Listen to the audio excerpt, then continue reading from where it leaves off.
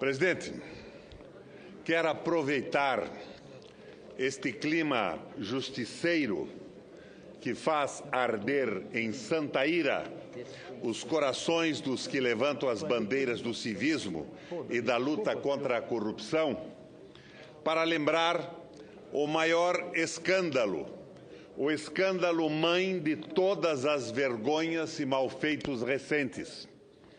Vou relembrar aqui o caso Banestado, devassa feita entre os anos 66 e 2002, época em que, como se sabe, o tão hoje indigitado Partido dos Trabalhadores era oposição e o PSDB, PMDB, PTB, PFL, agora DEM, eram governo.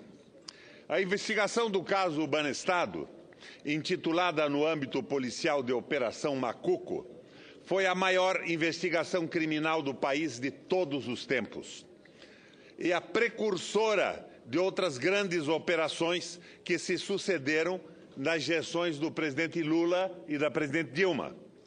O caso Banestado começou na delegacia da Polícia Federal de Foz do Iguaçu, a partir de uma denúncia do meu governo, através do meu presidente do banco à época, Heitor Wallace Espínola de Melo e Silva, sobre o uso irregular das contas CC5 do banco, conforme menção no relatório final da CPI dos precatórios, da qual eu fui o relator, tendo à época contado com entusiasmo e a colaboração do Procurador da República, Celso Treis.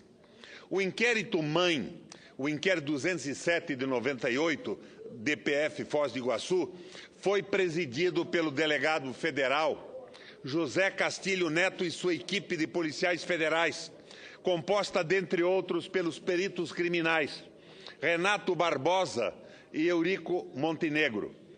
Em diligências realizadas em Nova York, Estados Unidos, por quase 6 meses, com auxílio do FBI e do Ministério Público Distrital local, foi quebrado o sigilo bancário de 137 contas correntes da extinta agência Banestado naquela cidade. Contas que tinham como procuradores os principais doleiros brasileiros, esses mesmos que estão hoje aí enredados na Operação Lava Jato.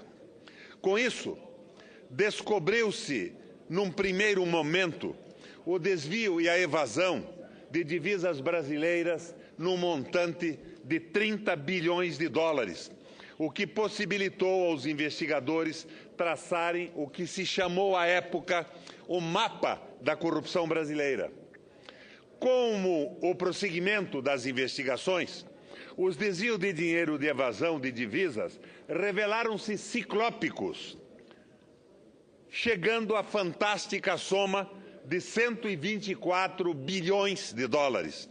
Esta quantia jamais apurada em qualquer outro escândalo nacional envolvia como beneficiários finais nomes coincidentes com os integrantes da alta cúpula do empresariado e da política nacional, à época, em especial políticos ligados ao PSDB, entre outros.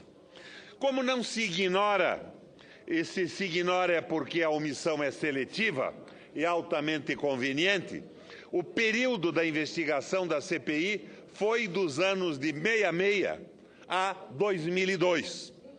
Com isso, o rastreamento do dinheiro no exterior foi interrompido e nunca mais retomado. Interrompido por quê?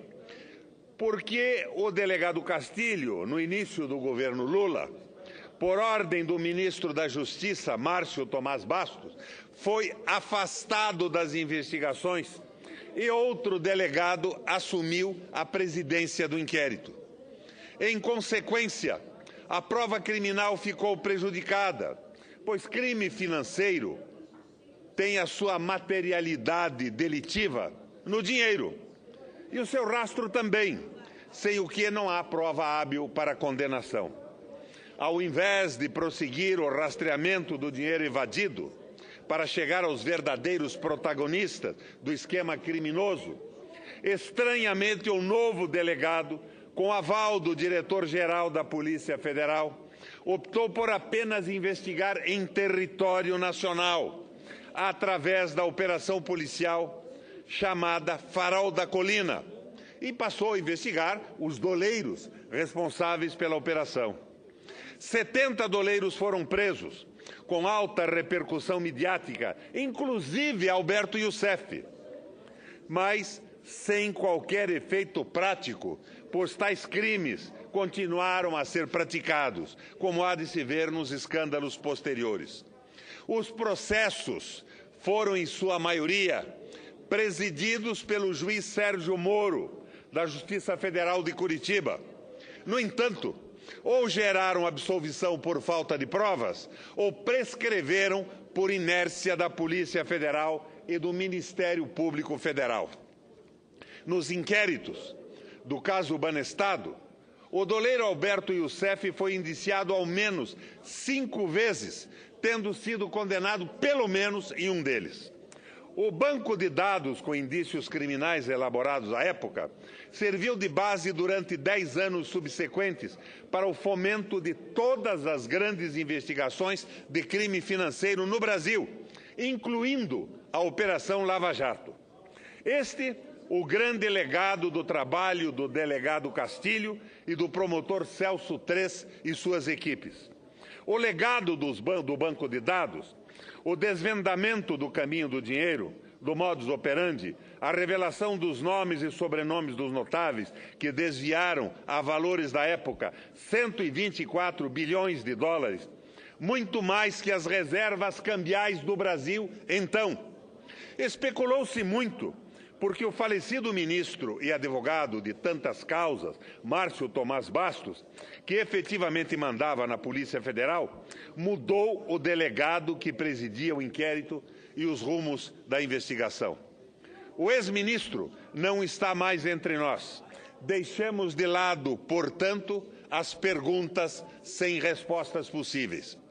Senhoras e senhores senadores, com toda certeza, se o inquérito presidido pelo delegado Castilho e acompanhado de perto pelo procurador Celso Tres tivesse se completado com o rastreamento do dinheiro no exterior, não teríamos os escândalos que se sucedem ininterruptamente na última década.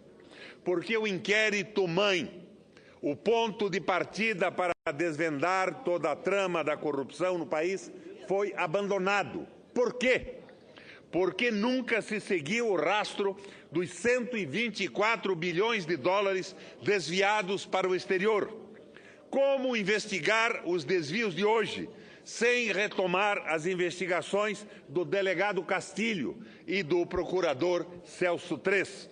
Lá estão os fios da meada, lá estão os nomes, todos os nomes, a nomenclatura toda com K.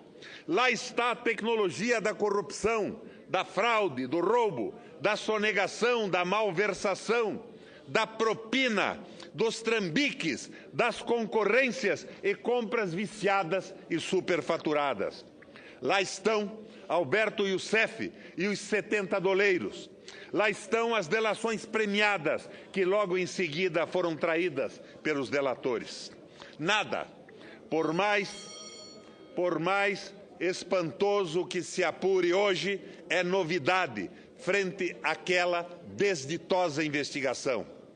Tenho convicção que, enquanto a Operação Macuco não for retomada, continuaremos esse cansativo e inútil trabalho de carregar pedras até o topo da montanha para vê-las em seguida despencar e tudo recomeçar.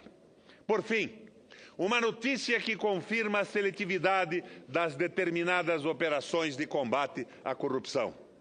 O jornal Gazeta do Povo, de Curitiba, noticiou, nos dias 27 e 28, domingo e segunda-feira passados, que a delação devidamente premiada de Alberto Youssef sobre corrupção no governo de Jaime Lerner sumiu do processo, escafedeu, evaporou-se, criou asas, ninguém sabe, ninguém viu. e não foi homologada pela Justiça quase 13 anos depois. Tão simples assim. A delação de Alberto Youssef, no caso Copel-Ovepar, onde os meliantes levaram mais de 150 milhões de reais da empresa paranaense de energia, envolvendo figuras de proa do então governo estadual, sumiu do inquérito. Noticia a Gazeta que a duras penas tenta-se reconstruir a delação do doleiro. Mesmo que quisesse, não encontraria um epílogo à altura do desmonte das investigações do Banestado, do que esta informação sobre o desaparecimento da denúncia de Youssef no escândalo Copel-Ovepar. E espero que todos os que se levantam contra a corrupção e os corruptos fiquem indignados como eu, diante da impunidade do caso Banestado e diante do sumiço da delação desse tão famoso e até mesmo cultuado personagem chamado Alberto Youssef. Por fim, ao delegado Castilho, aos peritos criminais Renato Barbosa e Eurico Montenegro e ao procurador Celso Três, minhas homenagens pelo pioneirismo das investigações de lavagem de dinheiro, fraudes financeiras, fraudes fiscais e corrupção. Operação Macuco, foi lá que tudo começou. Aliás, uma pergunta para o ministro Cardoso e para a Polícia Federal. Por onde anda o delegado afastado Castilho Neto? Um adendo, a título de informação para esse plenário. Tenho insistentemente deixado claro, através da internet, que no meu gabinete mantenho os 3 grossos volumes com a nominata e o valor do dinheiro mandado para fora através da ICC5. Ninguém se interessou, nem da CPI instalada no Congresso Nacional, nem da imprensa brasileira. E eram 124 bilhões de dólares, senador Capi, mais do que as reservas brasileiras à época. Como se vê, temos todo um processo seletivo e, em cima dos escândalos atuais, que também não são pequenos, se tenta entregar a Petrobras, acabar com o BNDES e privatizar de cima a baixo a República Brasileira. Com todo prazer, senador Capi, lhe concedo uma parte.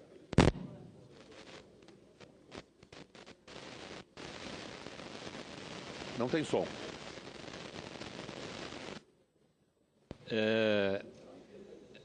Houve punição nesse... Algumas pequenas punições, ridículas punições. Isso. Mas se abandonou, quando se abandonou a investigação do rastreamento no exterior, se abandonou a procura da materialidade do crime.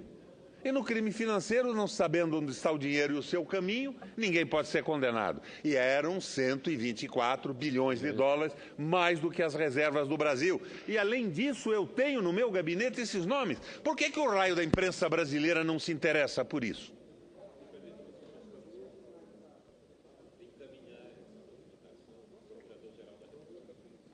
Na verdade, o procurador tem essa documentação que foi encaminhada pelo procurador Celso Três à época. O que eu tenho é uma cópia da documentação da Procuradoria. Oficialmente, seria interessante, né? Mas mais do que ao Procurador-Geral da República o destino desses 124 bilhões de dólares, devia endereçar essa imprensa investigativa que levanta infâmias e calúnias todo dia, sem nenhuma base, contra políticos em exercício no momento. Por que não se interessam pelas provas documentadas da Operação Macuco? Insisto, eram 124 bilhões de dólares. Não sei se o senador Aloysio se recorda, as nossas reservas não chegavam perto disso. Naquela época não chegavam perto disso. E isso tudo foi abandonado.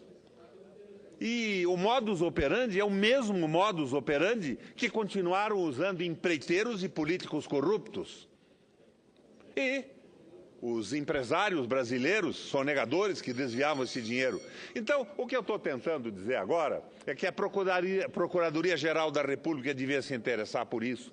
Estou tentando dizer que não existe imprensa investigativa, existe imprensa de ocasião, trabalhando em cima de interesses muito claros, que são os interesses dos seus financiadores. Não há um interesse concreto pela moralização do Brasil. Agora, eu acho que eu vou acatar a sugestão do senador Capiberibe. Eu vou determinar ao meu gabinete que façam uma cópia digital dessa documentação e vou enviar ao ministro Cardoso, ao procurador Janot e à imprensa, de forma geral. Vou pôr na minha página na internet. Mas veja, eu tenho reiterado que existe, que o procurador Celso Treis tem esses documentos, que eu tenho cópia no meu gabinete. Ninguém se interessa pelo destino de 124 bilhões de dólares. Presidente, agradeço a tolerância com o tempo e fiz a denúncia que eu achava necessária a ser feita nesse momento.